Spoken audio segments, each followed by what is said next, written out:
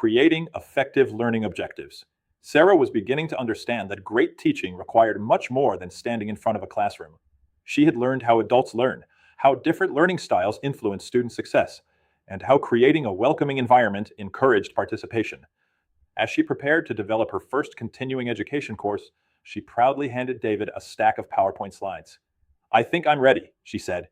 David smiled, glanced at the presentation, and set it aside. "Before we look at your slides," he said, "tell me what your students will be able to do when they leave your class." Sarah hesitated.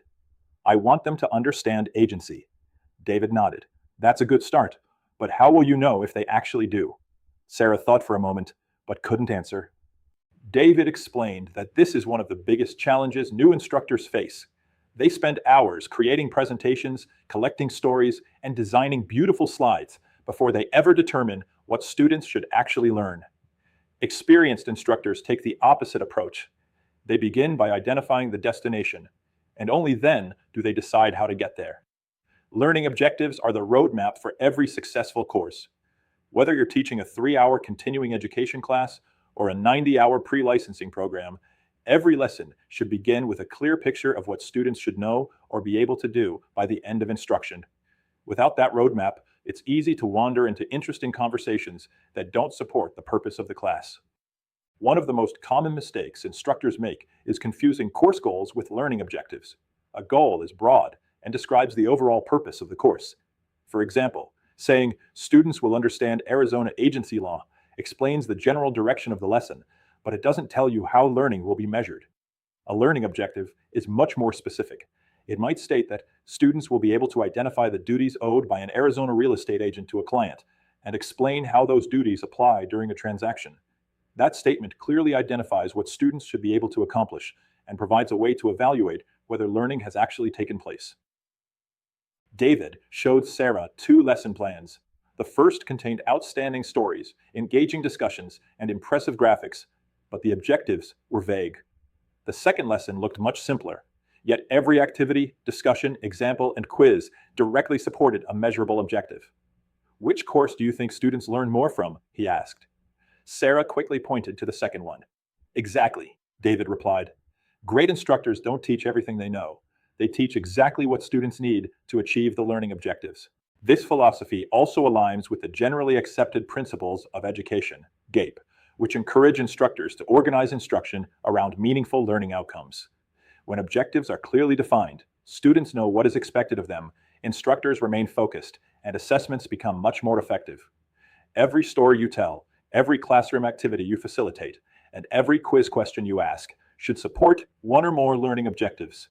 Another valuable resource for instructors is Bloom's taxonomy, a framework that helps organize learning from simple to more complex levels of thinking. Students often begin by remembering facts and explaining concepts. As their confidence grows, they begin applying information to real-world situations, analyzing problems, evaluating possible solutions, and eventually creating their own recommendations. Real estate education naturally follows this progression. A student may first memorize the sections of an Arizona purchase contract, then explain what each section means, later complete the form correctly, and eventually analyze complicated transaction scenarios involving multiple legal and ethical issues.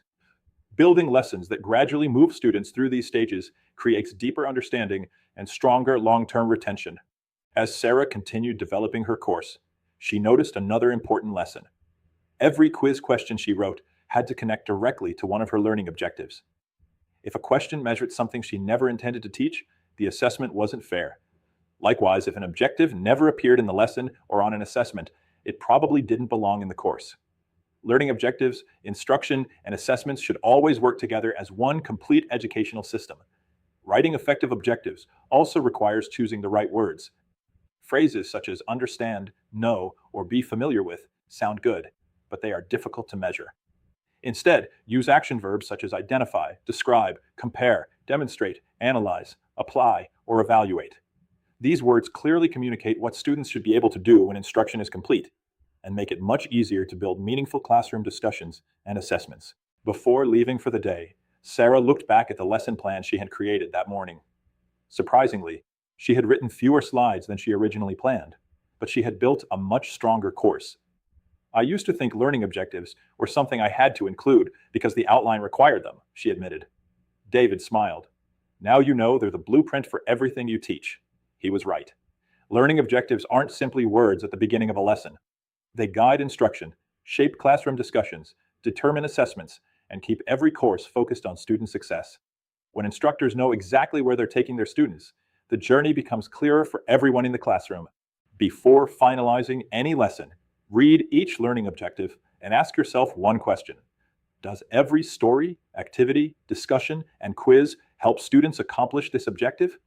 If the answer is no, revise the lesson until everything supports the intended learning outcome. Online discussion question 1. Why are measurable learning objectives important when designing a real estate course? Answer.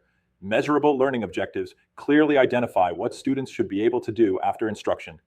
They help instructors organize lessons, guide classroom discussions, and create assessments that accurately measure student learning rather than simply testing memorization.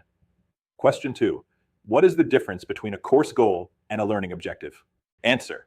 A course goal describes the overall purpose of a lesson, while a learning objective identifies a specific measurable skill or competency students should demonstrate after completing instruction. Objectives provide a clear standard for both teaching and assessment. Question 3. How does Bloom's taxonomy help instructors build stronger courses? Answer.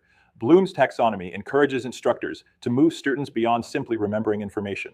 By gradually guiding learners to apply, analyze, evaluate, and create solutions, instructors develop deeper understanding and better prepare students for real-world situations.